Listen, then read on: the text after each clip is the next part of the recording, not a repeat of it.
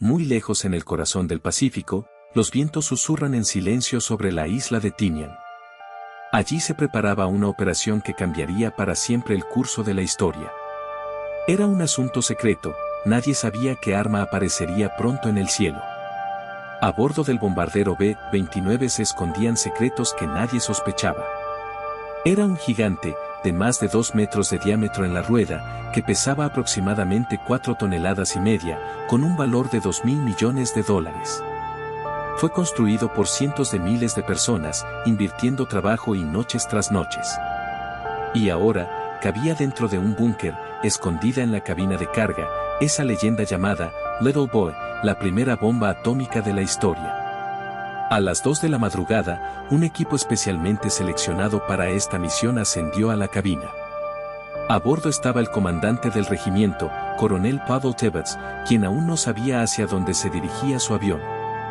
Uno de los destinos posibles era la ciudad de Hiroshima, ubicada en la parte oeste de Japón. Ese sería el golpe final, que según Estados Unidos pondría fin a la guerra. Prometieron que no habría más combates después de eso. Hiroshima era un estratégico punto de apoyo crucial. En la ciudad estaban casi 40.000 soldados, y allí se concentraban recursos, ejército y maquinaria. La gente que vivía allí ni siquiera sospechaba que su día cambiaría para siempre. Además, en su fotografía hay un testimonio, una persona llamada Yoshito Matsushige que capturó en película los momentos justo después de la explosión. Sus fotos son las únicas pruebas de miedo, muerte y el infierno que llegaron allí ese día. Podemos ver que todo empezó con una nube de fuego nuclear, ese símbolo terrible del dolor y la devastación. Fue la mañana del 6 de agosto. En Hiroshima vivían alrededor de 350.000 personas. En sus ojos brillaba el sol, y parecía que todo seguía su curso habitual. Los tranvías pasaban por las calles llenos de pasajeros. Los niños corrían hacia la escuela, reían y jugaban sin sospechar del horror que se avecinaba. Yo me encontraba en el segundo piso de un edificio de oficina de ahorros. Abrimos las ventanas, miramos afuera y nos dijimos unos a otros, ¡qué hermoso día! De repente, para todos, todo cambió en un instante. Yo desayunaba en mi restaurante favorito, como de costumbre. En ese mismo momento, entraron 3 jóvenes. Ese día no tenía vacaciones. Y a las 7:10 de la mañana sonaron las sirenas de alarma. La gente estaba acostumbrada a ese sonido. Sabían que en el cielo aparecía una sombra gris, el bombardero. Cientos de esas máquinas volaban sobre la ciudad. Nadie le prestaba mucha atención. El sol brillante y el cielo azul.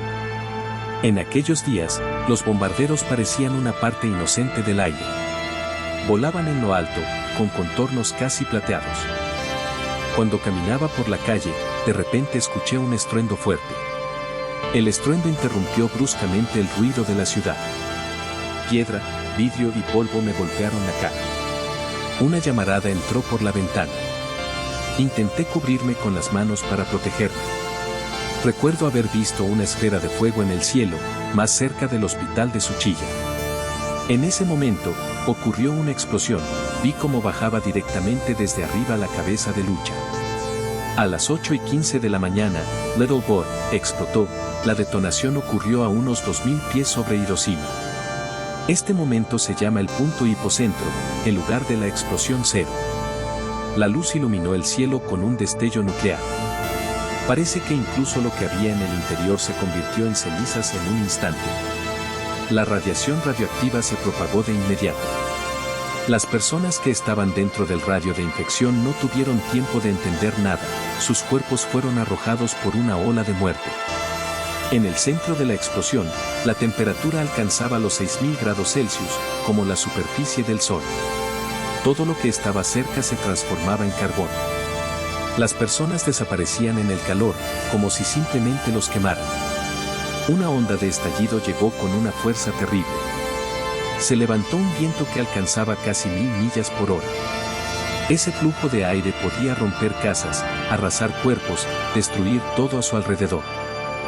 En una vorágine de polvo, vapor y partículas radiactivas comenzó a formarse un gigantesco hongo, símbolo de esta catástrofe, que se eleva a 7,5 millas en el cielo. como si envuelva la ciudad para siempre. Ya no quedan esas calles donde la gente conversaba, trabajaba y vivía sus días normales. Una explosión, y todo cambió en un instante. Yo estaba justo bajo la nube de la explosión. Con tanta fuerza que sentí como si mi cuerpo se desgarrara. En la mano me quedaron unas cartas, ni siquiera pensé en ellas, todo se borró en un instante. En el siguiente momento, perdí el conocimiento. Probablemente me lanzaron simplemente por la onda. Cuando volví en sí, todo estaba oscuro como en una fosa. No podía distinguir ni siquiera a 100 metros adelante.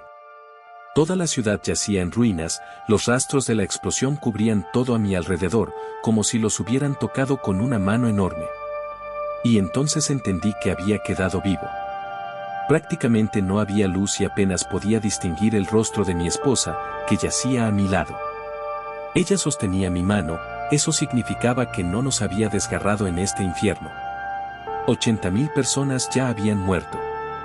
Relámpagos de fuego caían de los edificios y convertían en cenizas barrios enteros. A 2,5 kilómetros a la redonda, un cráter. Todo fue destruido, como si un gigantesco rodillo hubiera pasado por la ciudad. Era difícil respirar, el espeso humo con polvo denso lo cubría todo. Puede parecer increíble cómo alguien pudo sobrevivir a una catástrofe así. Pasea por las calles, cuerpos fundidos, personas retorcidas, un amasijo de sangre. La vorágine de fuego quemó todo a su alrededor y el incendio ardía ferozmente. Incluso los valientes por momentos perdían las fuerzas y la huida se transformaba en una carrera con la muerte. Lo vi con mis propios ojos, las paredes estaban rotas, todo en ruinas. No existe una fuerza destructiva mayor. Ha pasado 1 hora desde que todo ocurrió, y todavía estoy vivo. Y eso es un milagro. Cuando desperté, todo parecía una pesadilla loca. Lo más terrible era la oscuridad. En la ciudad no había ni luz ni sombras, todo estaba cubierto por una niebla. No podía distinguir ni siquiera la cara de quien más quería, delante ya había niebla, como si fuera una oscuridad infinita. ¡Qué horror en un instante! Parecía que mi esposa estaba cerca, ella sostenía mi mano. Significa que los dos hemos sobrevivido. El viento azotaba mi rostro, recordándome la tormenta pasada, pero todo esto no era nada comparado con esta absurda destrucción. He estado en momentos así, cuando parece que todo muere. Frente a mis ojos, el caos y el dolor. Pero de repente escuché su voz, suave, pero que crujía de miedo. Esto es lo que quedó grabado en la memoria, estas manos, la piel quemada. Todo esto. 1 minuto antes de la explosión estábamos desayunando. De repente, una terrible ola de fuego y llamas irrumpió por la ventana. A través de una grieta en la pared, un enorme agujero. Donde antes había una casa, ahora solo restos, cenizas y polvo. Saqué la cámara de las ruinas, me puse rápidamente el uniforme viejo que había tomado del cuartel general. Me preparé y salí a la calle. Quería llegar al centro de la explosión, al epicentro del sepulcro. ¿Qué quedaba allí? Edificios en ruinas, cuerpos retorcidos, gente herida, todo se entremezclaba, todo ardía. Agarré la cámara y pulsé el botón. Pero entonces comprendí que no podría tomar la foto. No ahora. El corazón se me encogió, mis ojos se llenaron de lágrimas, las manos temblaban. Durante unos 20 minutos, no pude presionar el botón. Solo cuando las lágrimas se secaron, me atreví a hacer la foto. Y justo después, hice otra, me acerqué un poco más, miré por el visor, pero todo se difuminaba por las lágrimas. Aún recuerdo esa escena.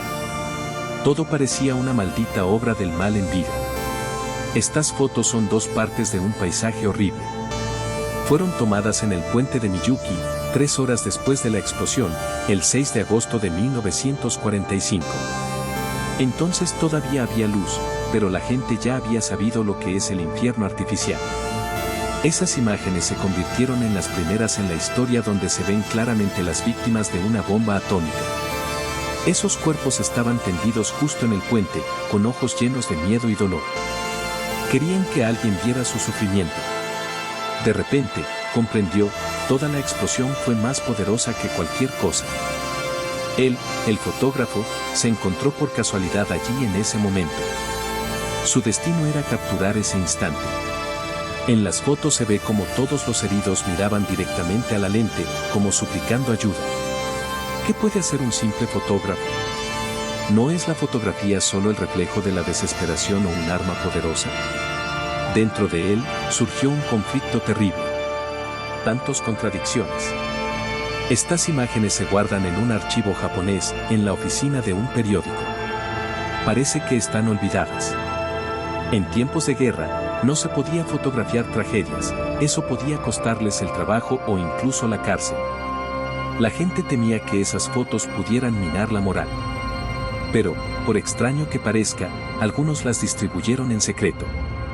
En los años 70, lograron restaurar algunos negativos, la mala calidad casi las destruía para siempre. Pero los esfuerzos de los restauradores salvaron estos testimonios terribles. El peligro de esas imágenes reside en su fuerza y verdad. Nos recuerdan cuán poderosa fue esa arma que destruyó toda una ciudad y cambió para siempre la vida de miles de personas. Y al ver esas fotos, es difícil no sentir horror. No fueron hechas para galerías bellas, pero son precisamente ellas las que ponen todo en su lugar. Ayudan a entender cuál es el verdadero costo de una vida humana. ¿Qué sufrieron en realidad esas personas, cuyos rostros quedaron grabados para siempre en la memoria en forma de figuras en el puente de Miyuki? ¿Quién son en esencia? ¿Qué recuerdos conservan? Aquí, pareciera que hay pocas fotografías raras. Prácticamente no se ha contado mucho sobre ellas. Sin embargo, está claro que hay quienes reconocieron a sus familiares en las imágenes, incluso aquellos que fueron afectados durante la explosión. Ahora tienen más de 80 años. ¿Pueden imaginarlo? Y solo 2 personas que todavía viven en ese momento están cerca de ellas. Pero hay más testigos. Las víctimas, los testigos cuya memoria se ha conservado. Resulta que un equipo de especialistas utilizó las tecnologías más modernas para investigar sus historias. Aquellas que antes nadie conocía. Solo debemos confiar en lo que nos contaron los propios testigos. Cuando las fotografías fueron digitalizadas, comenzaron a aparecer detalles. Aquellos que a menudo pasan desapercibidos a simple vista. Por ejemplo, cuerpos tirados en el suelo. O un parapeto en ruinas destruido por la explosión. La posterior recreación en 3D de la escena y los relatos de los testigos ayudaron a dar vida a esas imágenes. Ahora quedó más claro qué ocurrió en Hiroshima durante la explosión. Justo en el centro de la columna de la nube nuclear. No es solo una ciudad. Hiroshima es una enorme isla. Está situada justo en la costa del Océano Pacífico. A lo largo de ella fluye el río Ota, que se ramifica y serpentea. A veces parece una ciudad flotante. Pero en ese momento, cuando el agua hierve por el calor, no hay salida. Toda esa furia se convierte en una trampa. Justo allí, en el borde de la catástrofe, se encontraba el puente Miyuki. Se convirtió en un testimonio vivo para quienes sobrevivieron. Estaba muy cerca, a solo 1,5 millas del epicentro de la explosión. Entonces, podemos decir que fue la frontera entre la vida y la muerte. Hoy, en ese puente hay un monumento, las fotografías de Matsushige forman parte del memorial. Ha llegado el momento de decirles tu palabra. Los testigos se reúnen junto al puente, llevando las cicatrices que dejó la explosión. Entre ellos, una joven y un chico. La chica parece muy joven, tiene el cabello quemado. La ropa de los demás está en jirones, las manos desnudas. Todos llevan los pies descalzos. ¿Corrieron así? ¿O se quitaron los zapatos para intentar escapar más rápido? Si se miran las fotografías detenidamente, se puede notar la misma imagen. Aparece 2 veces, una joven niña con uniforme escolar. Su nombre es Mitsuko Kochi. En 1945, tenía 13 años. Estudiaba en el 2º curso de un colegio para chicas en Hiroshima. En las imágenes, ella está más cerca del epicentro. Hoy tiene más de 80 años. Aún vive en Hiroshima. Mitsuko recuerda aquel día, el 6 de agosto de 1945. En la foto lleva un pañuelo que le regaló su prima, que trabajaba en la policía de Yamaguchi. No forma parte del uniforme escolar. Su manga está rasgada, la sangre fluye como un río. Mitsuko recuerda, mi amiga se acercó y me agarró. Ella dijo, Mitsuko, me arruiné la cabeza. La vista en ella, y en Mitsuko también, está cubierta de sangre. Ese día, Mitsuko no estuvo en la escuela, sino que trabajaba en un banco postal y de ahorro por requisición. La onda expansiva cubrió el edificio a 160 millas por hora. La estructura resistió el impacto, pero todas las ventanas fueron completamente destruidas. Los cristales hirieron a ella y a sus amigas, clavándose en las caras y las manos. En ese instante, todo sucedió muy rápido. Tan rápido que es imposible seguir lo que pasa. Y lo más terrible, todo esto se queda grabado en la memoria para siempre. Hay que entender que ese día cambió su vida. Al recordar esos momentos, ella cuenta cómo fue escapar de las llamas. Cómo corrió entre las cuchillas de vidrio roto y la pánico. Y, incluso después de muchos años, aún hoy, este relato llega hasta el corazón. Porque esas cosas no se olvidan. El centro de ese infierno es un edificio que parece pegarse a la tierra en medio de la penumbra de llamas y humo. La tierra alrededor está llena de polvo, los edificios explotan, los escombros se elevan en el aire. Y en medio de ese caos, 6 chicas atraviesan el humo y las llamas. Caminan, se mueven, casi por voluntad del destino. Algunas están terriblemente quemadas. Sus caras y manos están cubiertas de costras gruesas de quemaduras, la piel parece carbonizada. Van hacia el puente de Miyuki, como hacia un puerto de salvación. Mitsuko Chi está detrás, mira todo esto con una especie de olvido, en silencio tenso. En su rostro no hay expresión, simplemente observa. En ese momento, nadie habla. A nadie le hacen falta palabras. La gente baja la cabeza, mira hacia abajo, como si haber perdido la capacidad de hablar. Algunos lloran, sollozan, gritan de dolor. Parecen monstruos, y no se puede entender que siguen siendo personas. Sus rostros están cubiertos de quemaduras, la sangre emana de las heridas. La mitad de sus cuerpos muestran heridas horribles, la piel parece lacerada y sucia. Esa escena es como un apocalipsis con heridas quemadas. Algunos están completamente desnudos, nadie lleva ropa. Han quedado calvos, torcidos. Todo parece negro, lleno de escombros, en la suciedad, como cuerpos quemados. Sin palabras, no es momento de cortesía, las personas están distribuidas a lo largo del puente. Solo se escuchan el respiración, los gritos de dolor, por supuesto. El cuerpo, cubierto de heridas, parece ajeno. Y aunque tenían solo 13 años, para Mitsuko el puente se convirtió en una especie de puerta al infierno. Ella guarda esos recuerdos casi medio siglo. En el centro de esa escena, una mujer sostiene en sus brazos a un bebé.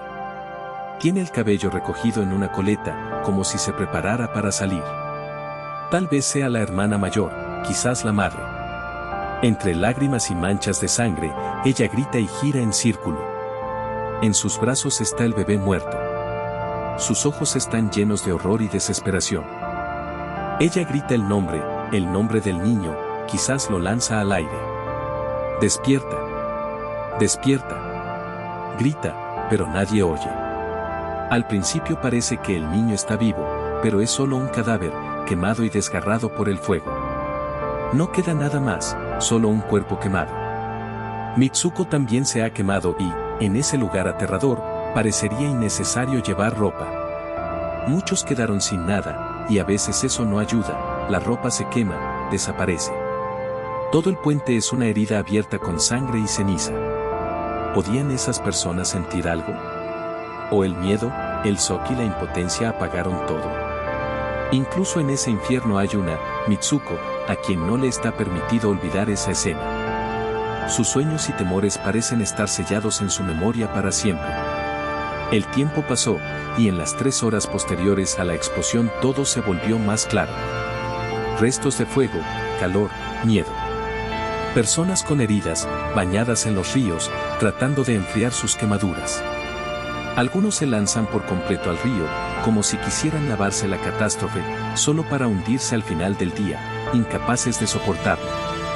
Los cadáveres llenaron el río, que se convirtió en una masa de muertos. Y en el puente, silencio. Un silencio horrible, sin palabras. La gente espera. Espera. ¿Qué? Un hombre en uniforme, con una cámara en la mano, pasa junto a la fotógrafa. ¿Por qué está tomando fotos? ¿Quién es? Mira esa escena como si fuera algo extraño, horrible. En ese momento, nadie sabe que eso es una bomba de ión, un ataque nuclear. No lo entenderán de inmediato. ¿Podría recordar quién estaba allí? Pero yo estoy de pie, mirando. Luego empiezas a pensar, ¿para qué filma en realidad? ¿Qué quiere captar? La gente junto al río, la sed los vence. Beben agua, intentan calmar el ardor en sus cuerpos e heridas internas. No soportan más. Mueren ahogándose en el río. Sobre el puente, silencio absoluto. La gente simplemente espera. Aguarda. En medio de esto, un desconocido con una gorra, ¿qué está haciendo?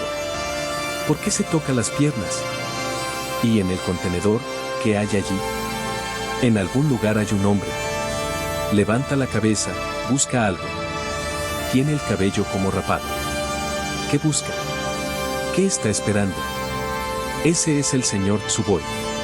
Él sabe qué está pasando. En esas tomas está la clave de los eventos. Recuerda todo lo que vio en el puente, porque sabe cómo fue todo. A ese señor Tsuboi le tenían 20 años entonces, había cenado recientemente con amigos. Y ahora va caminando por la calle cuando un estruendo ensordecedor. La distancia, unos 1,5 kilómetros del centro. En los primeros momentos sintió el calor, la radiación. Su rostro quemado igual que todos. Recuerda que esa noche, su rostro fue consumido por el fuego nuclear. Lejos del centro, su movimiento, su camino. Todo ocurrió muy rápido. El estrépito, el fuego, la destrucción. Entonces nadie entendía, era un ataque nuclear. Solo años después.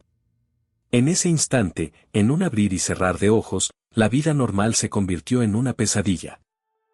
Él, uno de los que sobrevivieron a eso, significa recordarlo para siempre. El frío penetra hasta los huesos. El viento cruje entre las costuras. Y en ese momento, parece que todo a su alrededor se derrumbará. Corre por la calle, la sangre fluye de la herida en su espalda, la cara arde de dolor. Imágenes horribles pasan por su mente, una persona sosteniendo en las manos las entrañas, como si simplemente las hubiera arrojado al suelo. Pero eso es solo el principio. Un poco más allá, un hombre con un ojo colgando de un hilo. Como una escena de una pesadilla. Con ese vértigo sobre la ciudad, pierde la esperanza de llegar a un hospital.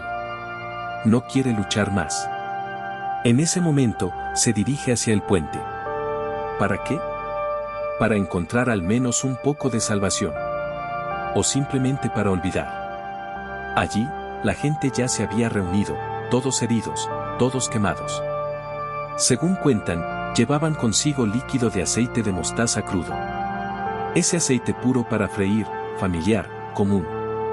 Era poco, no había forma de repartirlo de manera digna. Los que podían, con sus manos destrozadas y mangas gastadas, se untaban aceite mientras caminaban. Hundían las manos en los barriles. En el suelo había un envase de aceite, una especie de botiquín improvisado, aunque extraño. El aceite ayudaba si quemaban la piel. Y en ese lugar, parecía que cada gota se valoraba mucho. Entre el caos, había una persona en uniforme militar. Es un trabajador de defensa civil, cuenta uno de los testigos, le enseñaron a untar las quemaduras así. ¿Qué hacer? Untar las quemaduras con aceite, para aliviar un poco el dolor. Ese hombre con gorra, con uniforme, que se muestra como la brisa hace ondear su camiseta, es uno de los que intentaron ayudar. Él y otro, vestido un poco más claro, provocan lástima. Se puede hablar sin parar de toda esta escena. Personas, apretadas en un batiburrillo de ceniza ardiente, se acurrucan junto al resto del aceite. Sin embargo, Casi no quedaban recursos. Muy pronto, todo el aceite se acabó. En su lugar, algo más parecido a una catástrofe. Desde la estación de ferrocarril más cercana, robaron un oscuro y esmeralda combustible, espeso, agresivo, con olor a petróleo. Comenzaron a verterlo sobre quemaduras, a untarlo en espaldas y rostros. Caían gotas que se convertían en barro. La gente se transformaba en monstruos oscuros, sombras de humo. Un miserable revoltijo de cuerpos quemados. Rígido. Sin esperanza. Algunos ya no podían seguir resistiendo. Los débiles se inclinaban, perdían el conocimiento. Otros estaban tendidos, de espaldas, con los ojos oscuros, completamente sin fuerzas. Algunos simplemente morían, en silencio, sin sonido, como si la muerte se hubiera posado suavemente en su hombro. La tela caía. Las esperanzas desaparecían. La gente se convirtió en parte de este infierno. Aquí está, el puente de Miyuki. Allí, entre ruinas y horror, uno de ellos comprende que todo terminará pronto. Él es Tsuboi. Tiene en el bolsillo sus documentos. No deben encontrarse los muertos. Entonces, su cuerpo quedará en ese puente para siempre. Despidiéndose del mundo, toma una piedra y escribe en el asfalto: Tsubo muere aquí. Esas palabras resuenan con fuerza como una sentencia. Pensaba que moriría a los 20. La soledad pesa como una carga en el corazón. Nadie puede ayudarle. Está solo. Como todos los que le rodean. Lo peor es que los que murieron permanecieron en el lugar. Insufrible. Y en todo esto hay un sentimiento, como si la propia impotencia te alcanzara. Caes, incapaz de ayudar. Un poco más, y será el fin. Despedida. Muchos murieron allí mismo, en el puente. Pobres, heridos, exhaustos. Sacos de sangre, golpes, fiebre.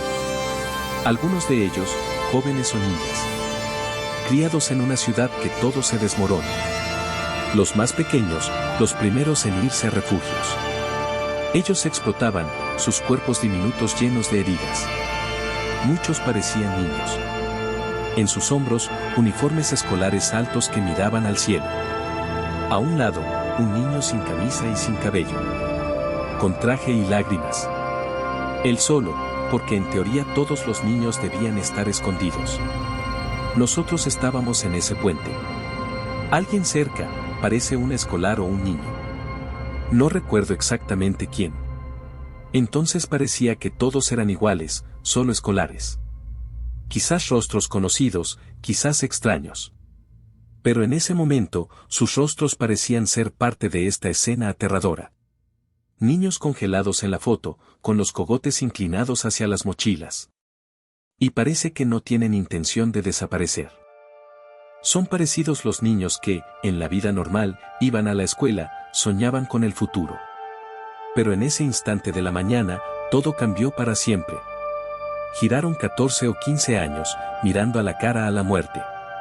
Y todo por sobrevivir al estallido que engulló su ciudad. 1,5 kilómetros de las escuelas, una terrible arma estalló. En algún lugar dentro del radio del desastre, cientos de niños. Ellos, como Mitsuo Kodama, solo eran niños.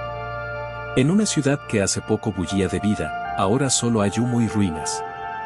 En las calles destruidas, la gente busca a sus seres queridos. ¿Y los niños? Lucharon por la vida, como adultos. Su problema no era la escuela, sino un destino horrible. Solo los afortunados lograron volver al mundo. Algunos alcanzaron a correr hacia el puente. Pero la mayoría, sin fuerzas, heridos, tardíos. Queda en la memoria la imagen de un niño de unos 12 años, tendido en un patio, bajo un árbol, con dolor en el estómago y un miedo terrible. Él mira al cielo, esperando un rescate que nunca llegó. La ola explosiva los derribó, e incluso los que sobrevivieron resultaron gravemente heridos.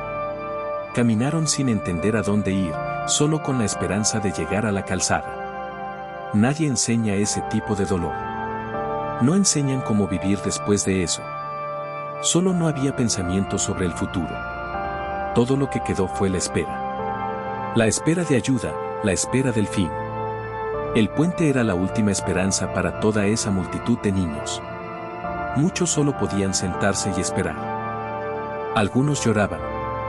Otros permanecían en silencio, temiendo soltar un sollozo en voz alta. Estos pequeños no sabían qué hacer a continuación. No comprendían por qué ocurría todo esto. En sus ojos, miedo y confusión.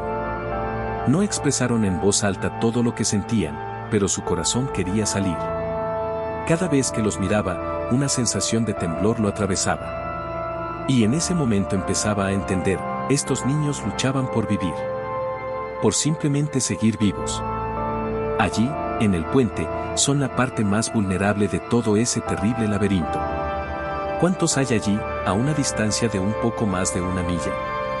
Nadie contó con precisión, pero las cifras impresionan, más de 8.000 jóvenes. Llegaron aquí no por voluntad propia. Muchos fueron movilizados. Algunos en los primeros días de la guerra, cuando todo comenzó a colapsar. Más de la mitad de los que estaban a 1 kilómetro del epicentro murieron en los primeros segundos. Las cifras quedaron grabadas en mi memoria. Muchas muertes, mucho dolor. Y algunos, vivos, como chispas que pueden apagarse en cualquier momento. Además, los científicos sacaron conclusiones. Estudian esas cifras terribles. La profesora Keiki Otani lleva años escudriñando archivos. Recopila datos sobre quienes sobrevivieron o murieron en la explosión.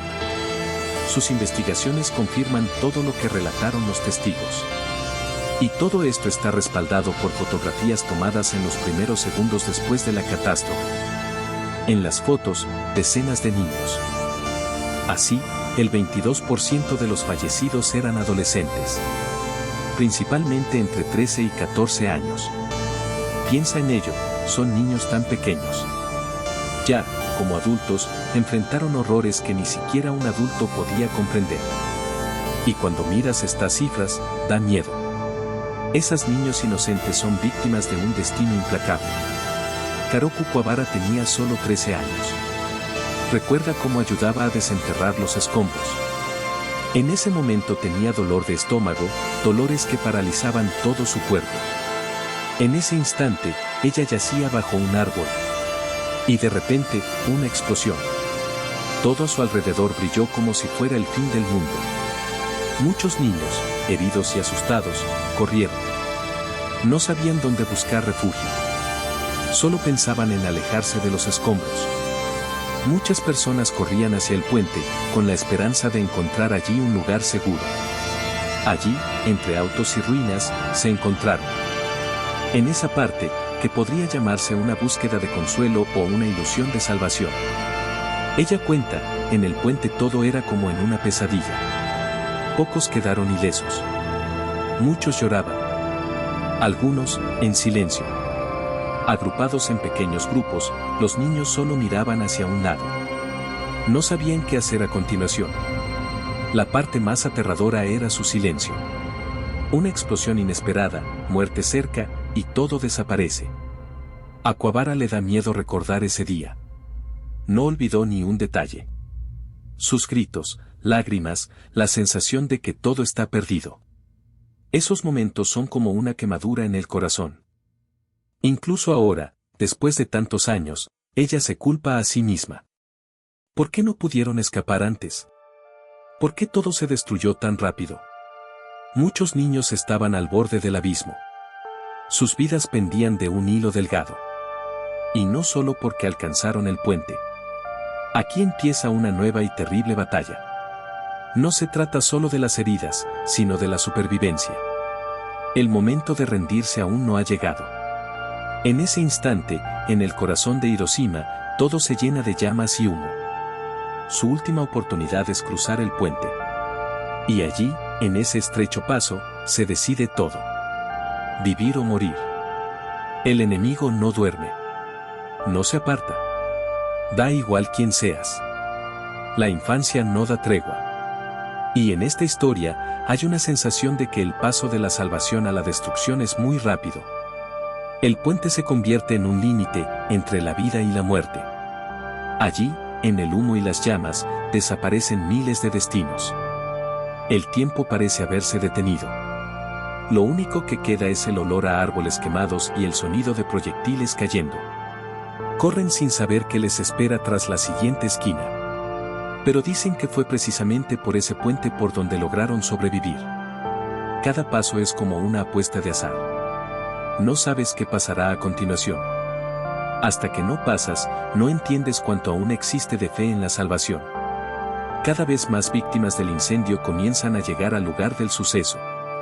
Los testigos relatan detalles tan precisos que parece tener un panorama completo de lo que está ocurriendo. Gracias a sus testimonios, empezamos a entender qué sucede detrás de escena. Entre todo ese caos, parece un baile de vehículos militares, un movimiento infinito de camiones blindados, equipados al máximo. Los mecanismos trabajan sin descanso, da la sensación de que toda la ciudad se ha convertido en un enorme ejército que se desplaza y busca una salida. Los servicios de emergencia organizan puestos operativos para llevar a los heridos a los hospitales aún intactos. Es crucial no perder ni un solo detalle: cuántas personas necesitan ayuda, cuántas quizás no sobreviven. Poco a poco, reúnen amplios grupos de voluntarios y médicos.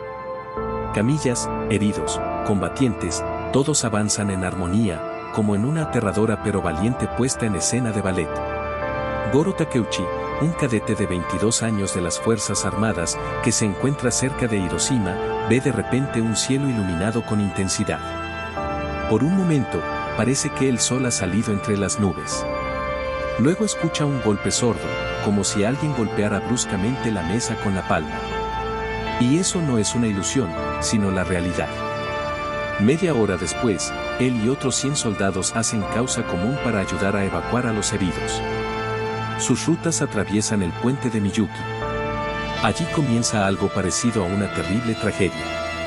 Se sorprende cuando le ordenan priorizar solo a los militares. Las mujeres y los niños quedan a un lado. Así, se congela la superficie marina, sin palabras, sin ruidos. En ese silencio, médicos y heridos, bajo la mirada de quienes todavía esperan salvarse, empiezan el proceso de ayuda. Rápido se comprende, los jóvenes soldados todavía significan algo para la guerra. Los envían a la línea del frente, donde aún hay algo por ganar.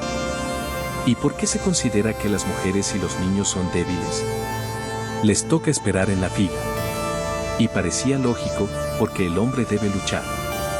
La mujer no lleva armas. Entonces, le queda esperar junto a la cucharita. Al principio, Goro piensa que así debe ser. Todo parece solo cuestión de costumbres. Pero pronto la situación le muestra otra cara. Comprende con insistencia que no se puede dejar a nadie sin atención. No se puede jugar según las reglas del antiguo ejército. Ve como una niña pequeña se acerca a un camión, suplicando al menos un trozo de pan o algunas verduras. El susurro, la voz del conductor, son estrictos y duros. Ella le grita. Y la niña tiembla como una hoja de álamo. Todo le parece terrible. Luego, ella se lanza a correr. Por su cuenta, sin saber a dónde va. Probablemente, de regreso al corazón del incendio. Allí, en la ciudad en llamas, el fuego arrasa con barrios enteros. Todo a su alrededor arde y brilla en naranja, como brasas quemadas. ¿Qué le pasa a esa niña? Probablemente, ha muerto. Los adultos tampoco han sobrevivido. Entonces, ¿quién es la esperanza para los pequeños? ¿Quién se salvará en esta trituradora de carne? Una batalla feroz entre el hambre y las llamas en las calles. En ese día terrible y laboral, el 6 de agosto, muchos niños vinieron aquí. Entonces buscaban en vano un camino hacia la vida. ¿En qué terminó su historia? Muchos pequeños desaparecieron tan rápido como aparecieron. Sus nombres quedaron grabados para siempre en la memoria de quienes estaban cerca. Así quedó esa niña, que apareció entre las nubes de polvo. Sus ojos permanecen, recordando para siempre aquella escena desolada. Rie Kusuki conoce bien esas fotografías. Desde pequeña, sintió que detrás de ella se ocultaban historias mudas. Y efectivamente, en el interior de las fotos, detrás de los rostros, detrás de los gestos, se percibe algo más. En el centro, Hay una persona que sostiene discretamente una botella de aceite. Pero, un poco a la izquierda, está un niño con la cabeza rapada. Claramente, se ha adaptado a la dura realidad, de espaldas a la cámara. ¿Por qué no volvió a casa? Toda su familia se hace esa pregunta. Y las noticias sobre ese niño pasaron de boca en boca durante muchos años. Los padres, la abuela, todo repetía lo mismo. Ese niño era su nieto. Su apariencia, con esas orejas características, es muy reconocible. Pero no fue localizado. Poco después de la tragedia, su madre y su padre escucharon sobre otro caso. Al día siguiente, encontraron en archivos antiguos una fotografía que lo mostraba todo. Allí estaba él, en uniforme escolar, en el momento en que la explosión arrasaba la ciudad. Solo, en las calles, intentando llegar a casa. Está entre cenizas y humo, recordando cómo sus pensamientos de salvación se mezclan con el horror. Ese recuerdo nunca desaparecerá, y en el corazón siempre quedarán preguntas. Y cuando parece que todo está claro, emergen de nuevo nuevos detalles.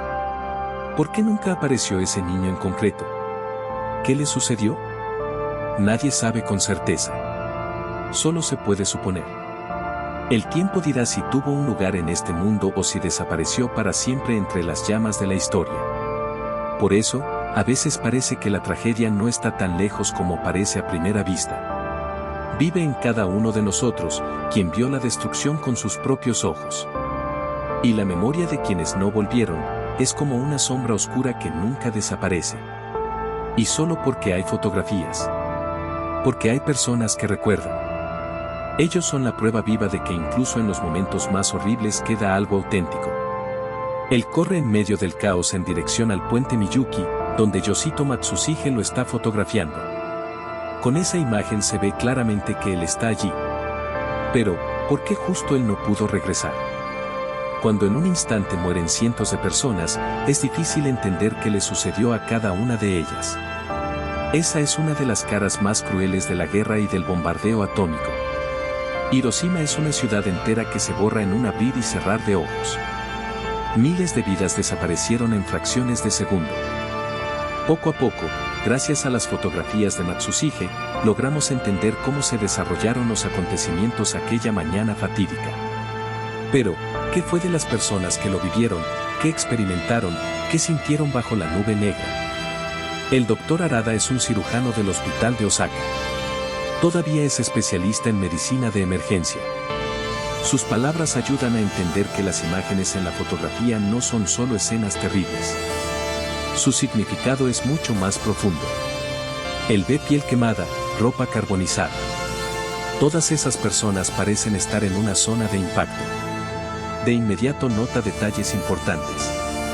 Según su parecer, todos ellos sufrían quemaduras extremadamente graves. Esto se refleja en las áreas del cuerpo que estuvieron en mayor contacto con la explosión. Esas quemaduras no son las que conocemos en la vida cotidiana. Cuando un átomo explota, la temperatura en milisegundos convierte todo en cenizas. Como resultado, la piel recibe ondas de quemadura. Y la radiación que acompaña a la explosión aumenta el efecto. La piel expuesta a la radiación no solo arde, se transforma literalmente en una masa al rojo vivo. El cabello, que estaba quemado por las llamas, empieza a humear.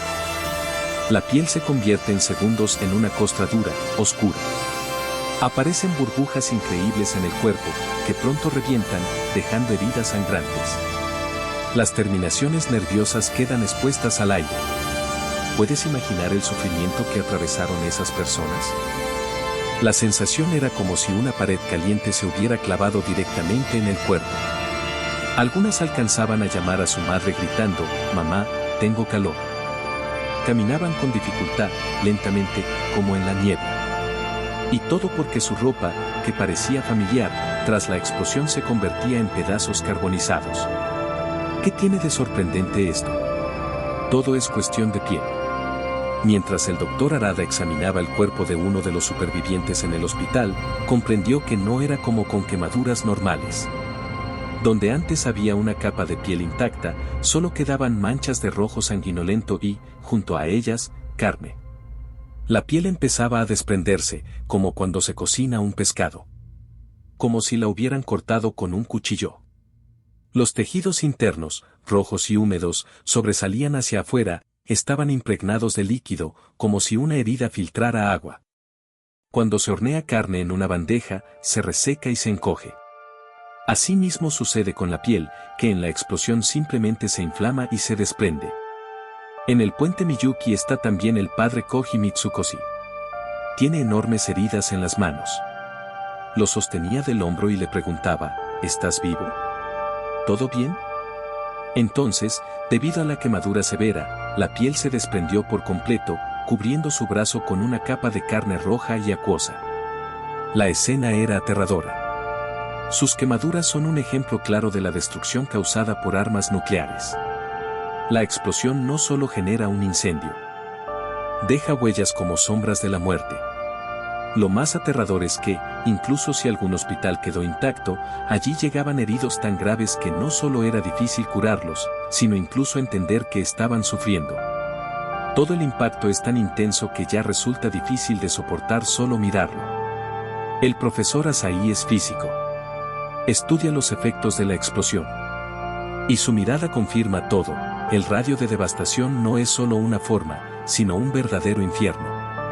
La explosión crea un campo implacable de muerte. En sus alrededores parece dejar huellas, en la tierra, en las paredes, incluso en el asfalto y en las piedras. Donde hubo una persona, a veces queda su sombra, como un mensajero del destino que muestra quién y cómo sufrió. Incluso los edificios que permanecen en pie están llenos de rastros de sufrimiento indescriptible. Las quemaduras no son simples rasguños. Son heridas que cambian a la persona para siempre. Y todo esto sucede en fracciones de segundo, que para quienes sobrevivieron parecen una eternidad. Esos recuerdos no se olvidan. El fuego que quemó todo lo que poseía esa persona. El grito que resonaba en los oídos cuando la piel se agrietaba, se desprendía y todo ardía por dentro. Lo más terrible es sentir cómo en un instante la carne, el hueso y los nervios se convierten en ceniza. Y entender que todo esto lo vivieron personas reales, no sacadas de un libro. Simplemente caminaban por sus vidas, y de repente, fin. No preguntes por qué. Toda la historia es una lección sobre la valía de cada instante. No se puede olvidar eso. Como el doctor Arada, que lleva mucho tiempo estudiando las consecuencias de la bomba atómica. Sus investigaciones no solo abordan la explosión, sino también lo que quedó después de ella. Le atraen especialmente las horribles quemaduras que aparecen en las víctimas. Durante mucho tiempo, estas lesiones permanecieron en las sombras en los registros militares estadounidenses. Se ocultaban porque era aterrador mirarlas. Imagina, si la verdad horrible hubiera sido descubierta antes, la reacción podría haber sido mucho más intensa. Pero probablemente Estados Unidos no quisieron mostrarle al mundo la magnitud del sufrimiento. Prefirieron mantener todo en secreto. Todo para preservar su imagen, promover la energía nuclear civil sin asustar a la población. Mantener en secreto esas terribles secuelas parecía su única salida por mucho tiempo. En los archivos de la empresa y del ejército hay miles de investigaciones. Allí hay fotografías, informes y muestras. ¿Qué hay detrás de esas paredes? Muestran cómo se produjeron los queloides, cicatrices especiales que cubren la piel. Casi todos los que sobrevivieron a las explosiones en Hiroshima y Nagasaki sufrieron de ellas. Los científicos notaron, fuera del alcance del viento de la explosión, el número de muertos por quemaduras era mucho mayor que dentro del radio afectado. Es decir, no en el momento, sino después. Las víctimas morían lentamente. Sus cuerpos estaban cubiertos por una escala de heridas atroces. La hora de la explosión fue a las 8:15 de la mañana. Nadie aún sabe a qué llevará todo esto. El propio Oppenheimer predijo que las primeras víctimas fueron 20.000. Pero en realidad, murieron el triple. Hiroshima, una ciudad donde no hubo grandes bombardeos antes de la explosión, se convirtió en un excelente campo de pruebas para un arma nueva. Cuando en septiembre de 1945 llegaron los científicos estadounidenses acompañados de tropas, rápidamente inspeccionaron todo lo que quedó. Fotos, historias clínicas, muestras de tejidos, todo era original y reciente. Todo esto fue entregado a una comisión especial para estudiar las consecuencias de la explosión nuclear. Ellos lo hicieron bajo la excusa de cuidar a las personas. En realidad, recogían información para futuras pruebas. Todo se grababa, fotografiaba, sistematizaba y se mantenía en secreto. En pocas palabras, una zona cerrada donde un médico japonés no podía mover un dedo. Estaban bajo vigilancia constante, no preguntes demasiado, o perderás tu trabajo.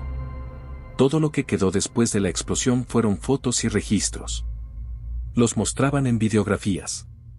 Pero a veces, las imágenes no eran suficientes. Entonces, comenzaron a quitar incluso los cadáveres. Por ejemplo, en el caso de Kuchi, un cadete militar de entonces, su familia acudió a la comisión estadounidense. Su padre había muerto, y el hijo decidió recoger sus restos.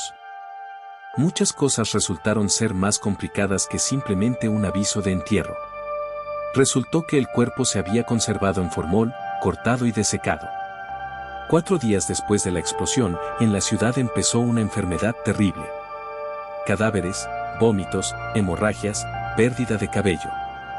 La llamaron la plaga de Hiroshima. La gente empezaba a comprender que la radiación mataba. Muchas mujeres dieron a luz antes de tiempo entre las ruinas, en medio del humo y las llamas. Sus bebés eran llevados inmediatamente por los hospitales militares cercanos. Vi a esos recién nacidos, no tenían el color rojo habitual, sino blanco. La palabra quemadores, así llamaban a quienes sobrevivieron a la explosión de Hiroshima y Nagasaki. Todos ellos portaban en su cuerpo las huellas del calor radiactivo. Y no había nada que hacer al respecto. No era solo una quemadura. Era un estigma de radiación. Los médicos recibían imágenes terroríficas que no los dejaban en paz. Y tras las paredes, en la sombra, se realizaba la recopilación de datos secretos. Allí se almacenaban todos los detalles, para que nadie pudiera verlos o entenderlos. Y aquí empieza lo más extraño. Después de todo este infierno radiactivo, surge la pregunta, ¿qué pasó con los cuerpos? ¿Se los escondía, destruían, olvidaban, o, por el contrario, se estudiaban en profundidad? En algunos casos, los cuerpos estaban tan dañados que simplemente desaparecían. Y a veces, se desarmaban para entender ese mecanismo aterrador de muerte. En uno de los casos tras la explosión, encontraron el cuerpo de un hombre en un laboratorio. Lo dieron a cortar y estudiar por dentro. La autopsia era frecuente. Cada hecho se documentaba, cada daño se estudiaba. Todo estaba bajo control, todo por secreto. Esos cuerpos se convirtieron en parte de un terrible secreto, sellado con 7 candados. En la ciudad de Hiroshima, en las paredes y calles, quedó grabada la impacto implacable. Actualmente, esas terribles imágenes muestran cómo crecen las quemaduras, cómo la piel explota y se deshace. A veces, incluso las imágenes no bastan para transmitir el horror. Entonces, parece que los cuerpos desaparecen, desaparecen los seres queridos, desaparecen las pruebas. No es una escena de una película de terror, sino la cruel realidad de esa época. Y en ese infierno surgieron los primeros signos, extraños enfermos, parecidos a niños muertos.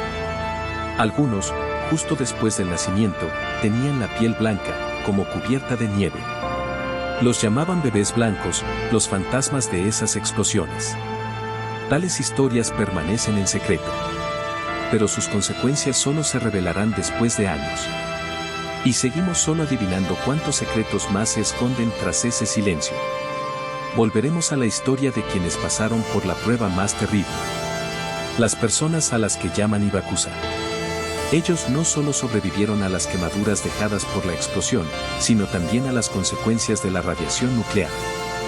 A estos se les diagnostica cáncer, leucemia, síntomas que no desaparecen con el tiempo.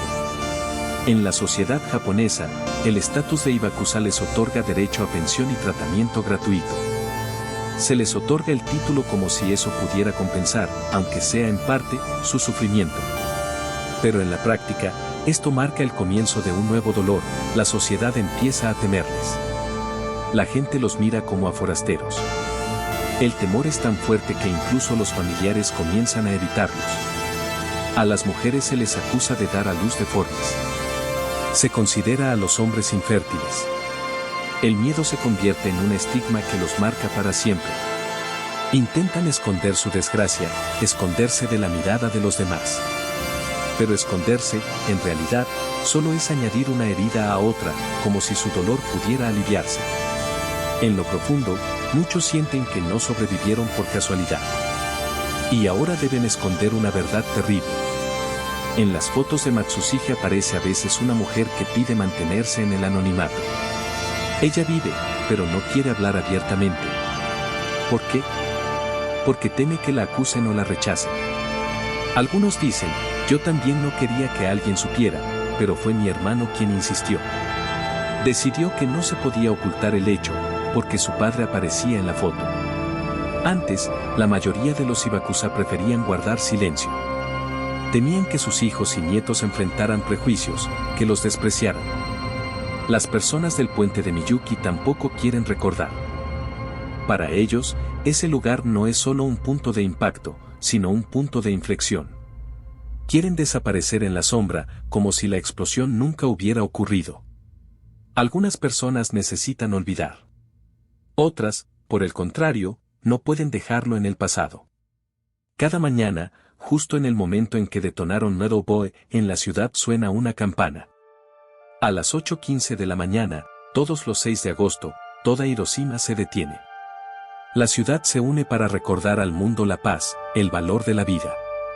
Así, los sobrevivientes de entonces se recuerdan a sí mismos y a los demás, no quieren que su sufrimiento desaparezca sin dejar rastro. Para Tsuboi, esto no es solo memoria. Es una misión interna. Vivir para transmitir a las futuras generaciones. El propio puente de Miyuki es para él más que un simple lugar. Allí comenzó su nueva vida. Él dice, esto fue mi renacer.